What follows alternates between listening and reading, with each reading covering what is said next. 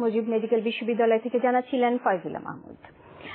করোনায় সরকারের প্রণোদনা প্যাকেজের অর্থ ক্ষুদ্র উদ্যোক্তাদের কাছে পৌঁছতে ক্ষুদ্র ঋণদাতা প্রতিষ্ঠানগুলোকে কাজে লাগাবে সরকার। শনিবার সেন্টার ফর গভর্নেন্স স্টাডিজ আয়োজিত এক অনলাইন আলোচনায় একথা জানান পরিকল্পনা মন্ত্রী এম এ মান্নান।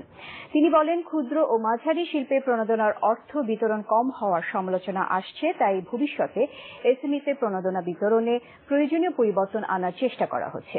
মন্ত্রী বলেন, করোনা পরিস্থিতিতে প্রণোদনা, ভালো রেমিটেন্স এবং কৃষিতে সাফল্যের কারণে দেশের অর্থনীতি ভালোভাবে ঘুরে দাঁড়াচ্ছে। করোনা পরিস্থিতিতে ঘুরে দাঁড়ানোর সমস্যা ও সম্ভাবনা বিষয়ে সেন্টার ফর গভর্নেন্স অ্যান্ড স্টাডিজের আলোচনায় প্রণোদনা বাস্তবায়ন প্রক্রিয়াকে নিয়মিত পর্যালোচনার তাগিদ আসে।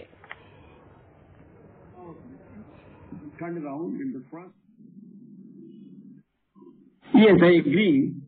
About 15-20% of the money could not reach the SME sectors, the lower end of the SME sector. We are going to use SME Foundation.